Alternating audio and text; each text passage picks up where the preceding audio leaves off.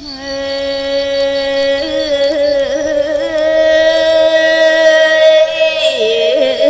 Batang oi agena tebo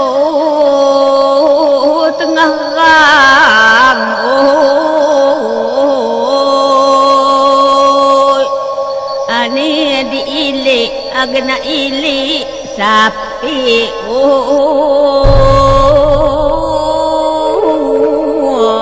mai yani Batang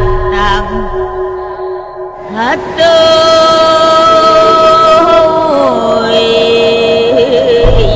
gede Batang tebot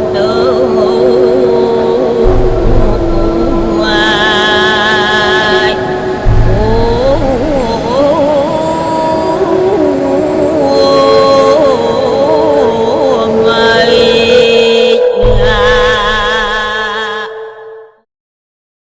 Tapis, wastra yang menghadirkan keindahan. Ciptaan dengan nilai seni yang setia menjunjung kearifan. Setiap tarikan benang dikerjakan dengan pengorbanan. Tapis kini semakin melegenda sebagai perwujudan yang lahir dari anak bangsa, memberikan daya tarik dan keindahan bagi penggunanya.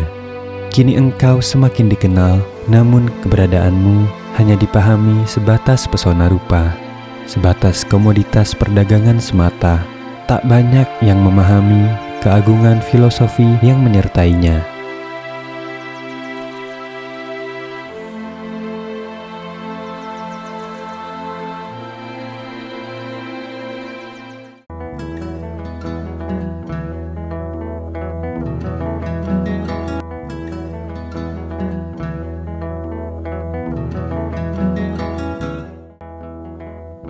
Kain tapis bagi masyarakat adat Lampung bersifat sakral dan berfungsi sebagai busana adat.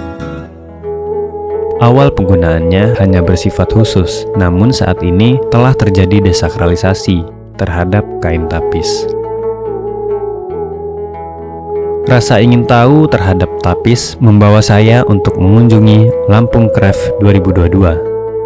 Event yang diselenggarakan untuk memperkenalkan dan memasarkan produk tapis serta turunannya.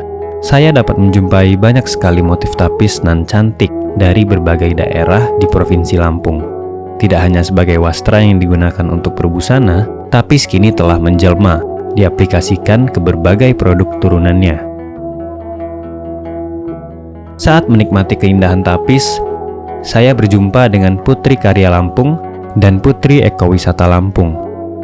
Dua sosok perempuan yang mencintai tapis dan memiliki rasa ingin tahu yang besar akan makna tapis lebih mendalam. Kami pun sepakat untuk menggali informasi lebih banyak tentang tapis. Perjalanan ini kami mulai dengan mengunjungi salah satu kediaman Ibu Roslina, atau kami biasa menyapanya dengan panggilan Oma Lina, pencinta sekaligus kolektor tapis. Rumah panggung berarsitektur khas daerah setempat, peninggalan turun-menurun yang masih dirawat dengan baik. Rumah yang berada di Kabupaten Lampung Selatan kini dimanfaatkan sebagai tempat penyimpanan berbagai wastra Lampung, khususnya tapis. Kami dapat menjumpai berbagai koleksi tapis yang sangat memukau dengan umur yang mencapai ratusan tahun. Kami semakin penasaran dengan bagaimana proses pembuatan sehelai kain tapis dikerjakan. Kami pun menjumpai seorang pengrajin tapis. Pengrajin yang tergolong muda, mulai mendedikasikan dirinya meneruskan pembuatan tapis karena turun-temurun. Kemampuan dan kelihayan dalam menyulam benang demi benang diperoleh dalam waktu yang tidak sebentar. Semuanya diperoleh dari pengalaman orang tua. Keinginan untuk melestarikan budaya menapis menambah semangatnya untuk terus berkarya di tengah-tengah gempuran kain modern.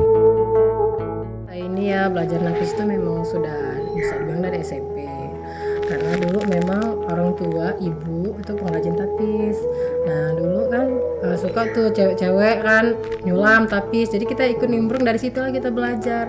Cuman kalau sekarang ini saya perhatiin anak muda zaman sekarang itu kurang berminat di tapis ya, mungkin karena alatnya tapisnya agak berat atau kayak mana gitu kan ya. Apalagi kayak kita ini sekarang tapis itu untuk yang benang emas asli ini kan kayak gini nih. Dia perbandingannya ini dengan ini kan udah tapis emasnya yang cantik nih. Kalau ini kan benang zaman dulu nih ya, masih bagus nih, masih keras nih ya. Ini bahan ini sekarang lumayan susah didapat kalau sekarang itu. Jadi gimana usaha kita juga sebenarnya untuk anak muda ya, kita angkat lah ya budaya kita nih Lampung biar dia nggak punah kan. Jadi kita lestarikan lagi untuk tapis-tapisnya. Tapi sekarang ini udah bagus-bagus sih kalau menurut saya pribadi ya, sudah banyak motif-motifnya, berkembangnya sudah lumayan pesat, lumayan bagus kalau kata saya sih ya. Kami pun mencoba mengamati eksistensi, perkembangan, dan perubahan seni kerajinan kain tapis Lampung, khususnya pada aspek fungsi, motif, dan makna simbolisnya dalam konteks sosial, budaya, dan ekonomi. Masyarakat Lampung memiliki watak dan sifat keterbukaan terhadap berbagai inovasi, ide-ide, dan kreasi baru. Sifat keterbukaan ini tercermin dalam prinsip masyarakat Lampung, terutama pada unsur demui, nyimah, dan nengah nyapur, serta adanya hubungan, komunikasi, dan interaksi sosial dan kultural dengan kebudayaan lain yang dapat mempengaruhi perkembangan tapis saat ini. Produk seni kerajinan kain tapis Lampung dalam rentang perjalanannya mengalami perkembangan dan perubahan, baik secara kuantitas maupun kualitas. Secara garis besar, perubahan yang terjadi pada kain tapis ditandai dengan perubahan fungsinya, dari busana perlengkapan upacara adat dan keagamaan menjadi produk komoditas perdagangan. Tapis ino khasnya adalah pada kain tenunnya itu adalah motif kain tenun ikat. Kalau motifnya bisa bergambar cumi-cumi purba atau hewan laut atau gambar kapal. Gambar kapal memiliki makna alat kendaraan untuk nenek moyang mereka ke alam lain. Nah, itu adalah gambaran daripada kain ino. Kalau pepadun itu pucuk rebung. Pucuk rebung memiliki motif seperti ini. Maknanya kekuatan dari bawah tanah. Tumpal pucuk rebung sama. Ini lancip ke atas, menuju ke atas, dari bawah ke atas, meminta ke Dewa, meminta sama ini memiliki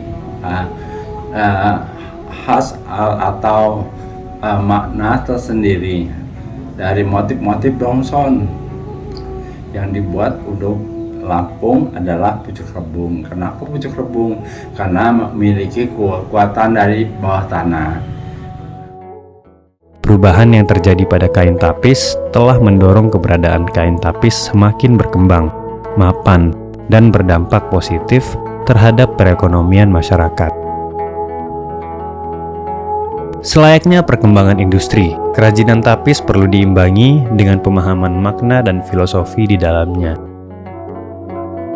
Dari tapis, kita dapat mempelajari banyak hal dari setiap motif yang diciptakan.